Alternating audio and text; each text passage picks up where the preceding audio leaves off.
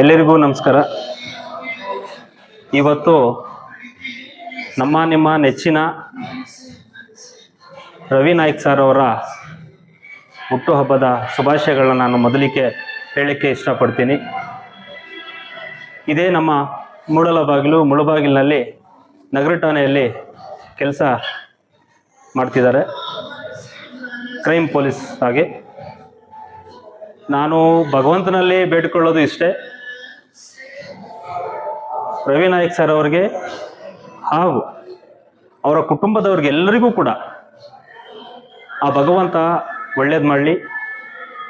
Ravi Naik sir ಅವ್ರಿಗೆ ಮತ್ತು ಅವರ ಒಂದು ಮಕ್ಕಳಿಗೆ ಮತ್ತು ಅವರ ತಮ್ಮ ಬಂದಿದ್ದಾರೆ, ಮತ್ತು ಹಲವಾರು ಎಲ್ಲ ನಮ್ಮ ಯುವ ಮಿತ್ರರು ಎಲ್ಲೂ ಇಲ್ಲಿ ಸೇರಿ ಈ ಒಂದು ಹುಟ್ಟುಹಬ್ಬದ ಅವರು ಬೇಡನೇ ಅಂದರು.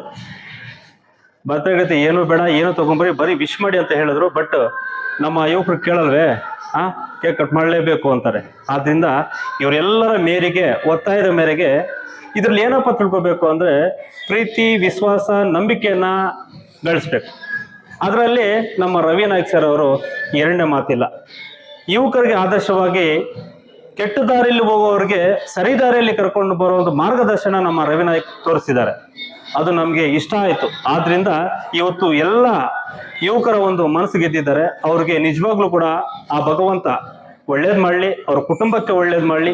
ಇಂತಹ ಹುಟ್ಟುಹಬ್ಬಗಳು ಬೇಡನೇ ಅಂದರು, ವರ್ಷ ಕೂಡ ನಾವೇ ಬಲವಂತವಾಗಿ ಹುಟ್ಟುಹಬ್ಬಗಳನ್ನ ಮಾಡ್ತೇವೆ. ನೀವು ಬೇಡ ಅಂದ್ರೂ ಕೂಡ ನಾವು ಬಿಡೋದಿಲ್ಲ. ಯಾಕಂದರೆ ಒಳ್ಳೆ ಒಂದು ಕೆಟ್ಟ ದಾರಿ ಹೋಗುವಂಥ ಯುವಕರಿಗೆ ಒಳ್ಳೆಯದಲ್ಲಿ ಕರ್ಕೊಂಡು ಹೋಗ್ತಾ ಇದ್ದೀರಾ.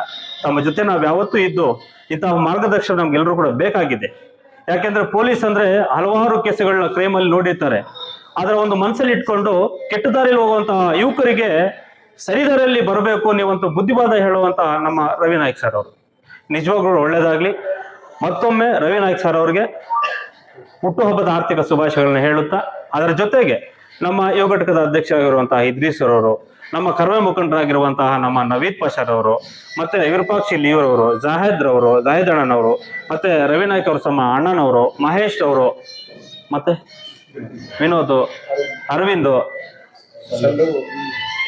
ಎಲ್ಲ ಯಾವ್ದೋ ದಯವಿಟ್ಟು ಹೆಸರು ಹೇಳಿದ್ರೆ ದಯವಿಟ್ಟು ಕ್ಷಮೆ ಇರಲಿ ಅಂತ ಹೇಳ್ತಾ, ನಮ್ಮ ಸತೀಶ್ ಅಣ್ಣ, ಹಾಗೆ ಮಾಧ್ಯಮ ಮಿತ್ರರು ತಾವೆಲ್ಲರೂ ಕೂಡ ಇದರಲ್ಲಿ ಈ ಆಕಸ್ಮಿಕವಾಗಿ ಇದು ಮಾಡಬೇಕು ಅಂತಲ್ಲ, ಆಕಸ್ಮಿಕವಾಗಿ ಹುಡುಗರು ಬಂದು ಇವನ್ನ ನಮ್ಮ ರವಿ ನಾಯ್ಕ್ ಸರ್ ಕುಟುಂಬಲೇ ಮತ್ತೆ ದೊಡ್ಡ ದೇವಸ್ಥಾನಕ್ಕೆ ಹೋಗಿ ಬಂದ್ರು. ನಾವೆಲ್ಲ ಇಲ್ಲೇ ಇಟ್ಕೊಂಡು ಅವ್ರನ್ನ ಬರಲೇಬೇಕು ಅಂದಾಗ ಪ್ರೀತಿಗೆ ತಲೆಬಾಗಿ ಈ ಕಾರ್ಯಕ್ರಮ ಒಂದು ಕೇಕ್ ಕಟ್ ಮಾಡ್ಲಿಕ್ಕೆ ಅವರು ಕರ್ಕೊಂಡ್ಬಂದು ನಾವು ಬರ್ತಡೇ ನಾವು ಮಾಡ್ತಾ ಇದ್ದೀವಿ. ಒಳ್ಳೇದಾಗ್ಲಿ ಅಂತ ಈ ಸಂದರ್ಭದಲ್ಲಿ ಹೇಳುತ್ತಾ, ಮಗದೊಮ್ಮೆ ರವಿ ಅಣ್ಣನಿಗೆ ಮತ್ತೆ ಅವ್ರ ಕುಟುಂಬಸ್ಥರಿಗೆ ಆ ಭಗವಂತ ಸೃಷ್ಟಿಕರ್ತನ ಆಶೀರ್ವಾದ ಸದಾ ಇದ್ದು ರವಿ ಅಣ್ಣನವರಿಗೆ ಮುಂದಿನ ದಿನಗಳಲ್ಲಿ ಇನ್ನೂ ಉನ್ನತವಾದ ಸರ್ಕಾರಿ ಹುದ್ದೆ ಸಿಗ್ಲಿ, ಇನ್ನೂ ಬಡ ಮಕ್ಕಳಿಗೆ ಕೆಟ್ಟದಾರಿ ಹೋಗುವಂತಹ ಯುವಕರಿಗೆ ಸರಿದಾರಿಯಲ್ಲಿ ತರಲಿ ಅಂತ ನಾನು ಮನಸ್ಫೂರ್ತಿಯಾಗಿ ಆ ಭಗವಂತನಲ್ಲಿ ಪ್ರಾರ್ಥನೆ ಮಾಡ್ಕೊಳ್ತಾ ಈ ನನ್ನ ಎರಡು ಮಾತನ್ನ ಮುಗಿಸ್ತಾ ಇದ್ದೀನಿ.